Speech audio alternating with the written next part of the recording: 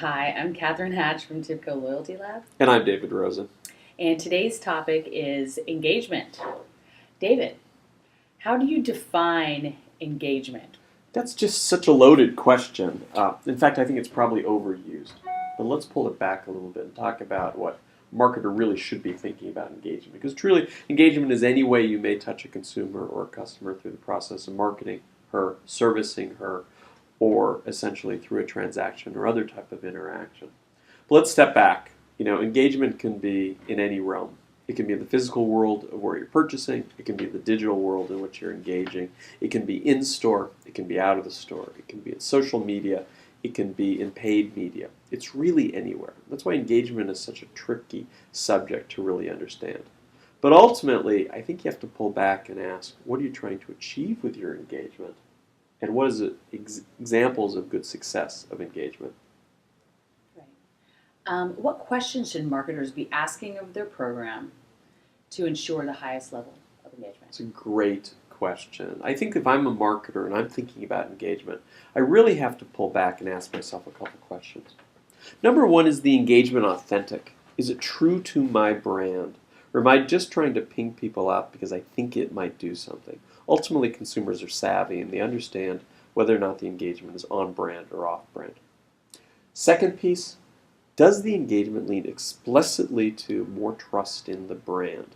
If I'm reaching out, if I'm engaging with her at the point of sale, online, through social, on her phone, am I truly using every opportunity to increase the level of trust that I have in the brand? Number three, am I doing something special? If I'm asking of her or him to engage with the brand, am I doing so in a way which increases the level of special connection to the brand? The fourth piece I'd suggest, Catherine, is whether or not I'm delivering extra value. So, in addition to the core value proposition, which is perceived benefit relative to the perceived cost, am I using engagement to increase that level of perceived benefit? The fourth thing I would say to that is, am I increasing her level of control? Because engagement goes both ways. And if we're giving her a chance to have more control, then I believe the engagement is successful. And the final piece is, am I taking engagement to a level which is relevant? Are we making the engagement specific to her needs, what she's purchased in the past, what she's likely to purchase in the future, who her friends are, and how she chooses to engage with us? To me, that's really the 6 characteristics of great engagement. Today's topic is the 6 qualities that define engagement: value, efficiency, trust, consistency, relevance, and control. David, which terms do you think the market finds the easiest to implement, and which terms does it find the most difficult? Thanks, Catherine. Let's step back a second and let's talk about where those terms came from. 2 years ago, we published a study with our partners Razorfish, working with one of our clients, Virgin America Airlines, that talked specifically about the value that they had from engaging with the brand. Consumers were smarter than we were. They consistently told us that there were 6 traits that Catherine mentioned that essentially determined whether or not they would continue to invest their time in terms of engaging with the brand, particularly in a digital way. So those 6 traits really is the consensus of those 6 opinions. So why don't we take each one of them and see if we can come up with an example of easy and hard. Great. First is value. Value. What does value mean? Value doesn't just mean that give them more things. That would be the easy alternative. Value, from a digital engagement standpoint, is the degree to which a brand is delivering a higher level of value. So if you as a consumer choose to engage with the brand, let's say I follow you on Twitter, let's say I choose to participate in your Facebook discussion, that select group potentially could receive a greater level of value through a better coupon, access to a secret sale, etc. So again, it's not just giving things away. It's identifying people who are engaging with you on their terms and providing them a higher, better degree of that value proposition. Okay, the second is efficiency. Efficiency is critical, and it's really important. Digital engagement essentially put the control and efficiency in consumers' hands. So previously, the only actions we had were to go into a store and ask, or to get on a long customer service line.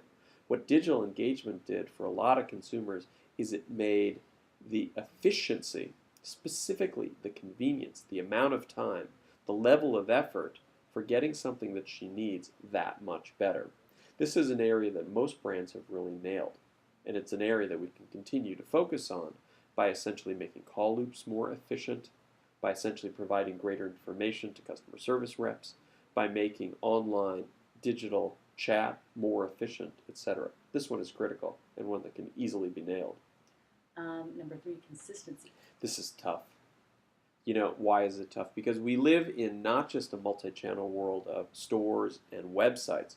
We live in a multi-channel world of customer service representatives, kiosks, mobile phones, point-of-sale systems, e-commerce systems, etc.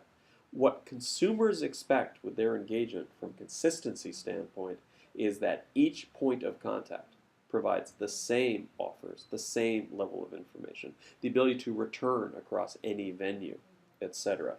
Again, something that many of consumers expect to be the case, but is really very difficult to achieve, and an area that consumers have high expectations that probably are not being met to the degree they need to be right now. Relevancy. Consumers expect, when they give of themselves, when they provide information such as their preferences, when they allow a brand to see their clickstream, when they essentially allow an email marketer to retarget them based on a cart abandonment, that the marketer will follow through with the right offers at a time which is appropriate to them. If they are discount shoppers, they want discounts. A great example is Kroger's. Kroger's provides relevant offers, what people actually want, not what they're trying to sell. It is key to be relevant, a real challenge, but something that is core to good relationship marketing and loyalty. Okay, number 5, control. Control. Consumers want to be able to pick the time, the place, the channel, the dynamic through which they're engaging with brands. It's a little bit lower level in terms of what their needs are in terms of the 6, but increasingly savvy consumers are dictating the terms, the time, and the nature of their interactions with brands. And the final one is trust. Trust shouldn't be final. In my opinion, we probably should have talked about trust first. Because ultimately, loyalty comes down to whether or not you've taken every opportunity to engage and increase the level of trust you have in the brand. Ultimately, an incredibly loyal relationship is not just that she's purchasing more. It's the degree to which she trusts you enough to come back, to advocate to her friends, and to forgive any failings you may have. Trust is critical to loyalty, and trust is a key part of engagement.